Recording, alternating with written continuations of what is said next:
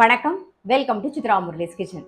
இன்னைக்கு என்ன நான் சமைக்க போறேன் அப்படின்னு பார்த்தீங்கன்னா, அதாவது மஷ்ரூம் வச்சு ஒரு ரைஸ் ஒன்று பண்ண போறோம். அதுக்கப்புறமா தயிர் சாதம் எப்பயும் போல கலக்க போறோம். மாங்காய் துண்டம் போட போறோம். இதுதான் நம்ம இன்னைக்கு பார்க்க போறது.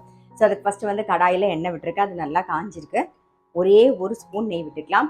நான் இன்னைக்கு மஷ்ரூம் யூஸ் பண்றேன். உங்களுக்கு மஷ்ரூம் பிடிக்காது அப்படின்னு நினைச்சீங்கன்னா நீங்க உருளைக்கிழங்கோ, காலிஃப்ளவரோ இல்லை பன்னீரோ எது வேணாலும் நீங்க யூஸ் பண்ணிக்கலாம். பட்டாணியும் போட்டுக்கலாம். இப்போ பட்டை, கிராம்பு, ஏலக்காய், மராட்டி முகு எல்லாமே தாளிச்சிக்கலாம். பிரிஞ்சி இலை, இது கூடவே நல்ல வெங்காயம் நீட்டை வாக்கில் கட் பண்ணி வச்சிருக்கேன், அதை சேர்த்துறேன். நல்ல மீடியம் சைஸில் 3 வெங்காயம் நீட்டை வாக்கில் கட் பண்ணி வச்சிருக்கேன், அதை சேர்த்துருக்கேன். இது நல்லா வதங்கட்டும். இது கூடவே இஞ்சி பூண்டு விழுதியே சேர்த்துடலாம். அப்போதான் அது பச்சை வாசனை போக நல்லா வதங்கணும். அப்போதான் நல்லா இருக்கும். அதே மாதிரி வெங்காயமும் நல்ல லைட்டாக கலர் மாற வதங்கியிருக்கணும். அப்போதான் நல்லா இருக்கும். இந்த பக்கம் வெங்காயம் வதங்கிட்டு இருக்கட்டும். இந்த பக்கம் என்ன பண்ணியிருக்கோம் அப்படின்னு பார்த்தீங்கன்னா, 1 கப்பு பாஸ்மதி அரிசி எடுத்து அதை நல்லா வாஷ் பண்ணிட்டு ஒரு 20 நிமிஷம் ஊற வச்சு தண்ணியெல்லாம் வடி விட்டுட்டு 1 கப்புக்கு 2 கப்பு தண்ணி விட்டு கொஞ்சமாக உப்பு போட்டு கொஞ்சம் 1 ஸ்பூன் நெய்யும் விட்டு அரிசியை சேர்த்து இப்போ பாருங்க, இந்த பக்கம் அது வெந்துட்டு இருக்கு. இந்த பக்கம் நமக்கு அந்த கிரேவி ரெடி ஆகிறதுக்குள்ள சாதம் ரெடி ஆயிடும். பாருங்க, வெங்காயம் லைட்டா கலர் மாறி இருக்கு. ஒரே ஒரு பச்சை மிளகா, கொஞ்சமா புதினா இலை, கொஞ்சம் கொத்தமல்லி, ஒரே ஒரு தக்காளி கட் பண்ணி வச்சிருக்கிறேன் மீடியம் சைஸ்ல, அதையும் சேர்த்துருவோம். இது கூடவே மஞ்சள் பொடியும் சேர்த்துடலாம்.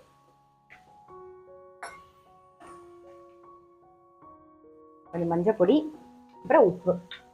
தக்காளி நல்லா வதங்கணும்.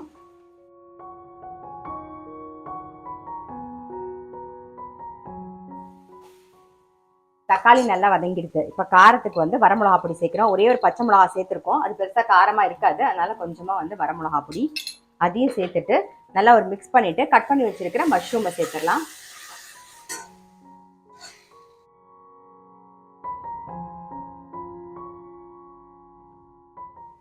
வதங்கும் போது மஷ்ரூம் தண்ணி விட்டுக்கும். நல்லா வதங்கட்டும். இந்த பக்கம் பாருங்க, சாதம் ரெடி ஆயிடுச்சு. நல்லா உதிரா வந்திருக்கு பாருங்க. அவ்வளோதான். ஆஃப் பண்ணிட்டு அதை ஓரமாக வச்சுட்டு மாங்காய் துண்டத்துக்கு ரெடி பண்ணிக்கலாம். நம்ம ஆல்ரெடி மாங்காய் கட் பண்ணி ரெடியாக வச்சுருக்கேன். இதில் மஞ்சள் பொடி கொஞ்சம் போட்டிருக்கேன். தேவையான உப்பை போட்டுருவோம். மஞ்சள் பொடி, உப்பு சேர்த்துருக்கோம். இது கூட காரத்துக்கு வரமிளகா பொடி, கொஞ்சம் பெருங்காய பொடி. மாங்காய் துண்டம் தாளிக்க போகிறோம். அதுக்கு இந்த பக்கம் இழுப்ப கரண்டி வச்சுருக்கேன். அதில் நல்லெண்ணெய் விட்டுக்கலாம்.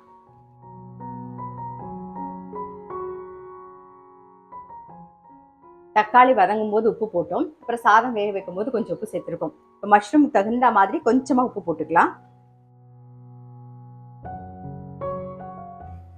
பாருங்க, மஷ்ரூம் வதங்கி அதிலே தண்ணி விடுது பாருங்க. ஸோ கரெக்டாக இருக்கும். அப்படியே வதங்கி சுருங்கி போயிடும். நல்லா வதங்கட்டும். மாங்காய் துண்டத்துக்கு கடுகு மட்டும் தாளிச்சுக்கலாம்.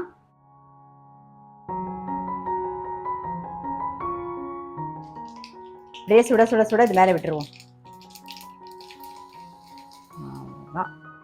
நல்லா மிக்ஸ் பண்ணிட்டோம்னா நம்மளுடைய மாங்காய் துண்டம் ரெடி. மஷ்ரூம் நல்லா வதங்கிடுது. கொஞ்சமாக கரம் மசாலா பொடி சேர்த்துக்கலாம். நல்லா மிக்ஸ் பண்ணிட்டு இந்த சாதம் உதிரா ரெடி பண்ணி வச்சிருக்கோமா, அதை போட்டு மிக்ஸ் பண்ணி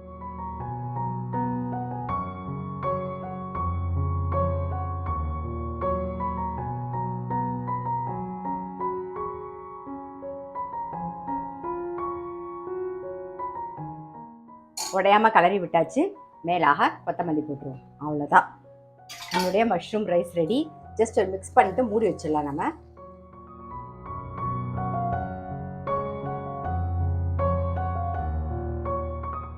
இப்போ தயிர் சாதம் மிக்ஸ் பண்ணிக்கலாம். மூடி மாறி போச்சு. இப்போ தயிர் சாதம் தான் மிக்ஸ் பண்ணிக்க போகிறோம். ஸோ அதுக்கு தேவையான உப்பு போட்டுருவோம். உப்பு போட்டு சாதத்தை கொஞ்சம் நல்லா மசிச்சு விட்டுக்கலாம்.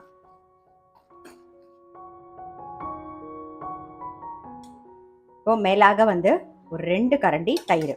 நம்ம உடனே சாப்பிட போகிறது அப்படிங்கிறதுனால நான் தயிர் விட்டு தான் பிசைகிறேன். இதுலேயே பச்சை மிளகாய், இஞ்சிலாம் சேர்த்துடலாம். கொஞ்சம் பெருங்காய பொடி. இப்போ இந்த பக்கம் எண்ணெய் விட்டு கடுகு தாளிச்சுக்கலாம்.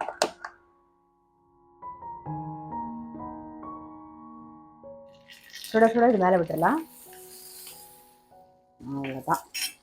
ஜஸ்ட் மிக்ஸ் பண்ணிவிட்டு வேணுங்கிற அளவுக்கு தயிர் விட்டு கலந்துக்கலாம்.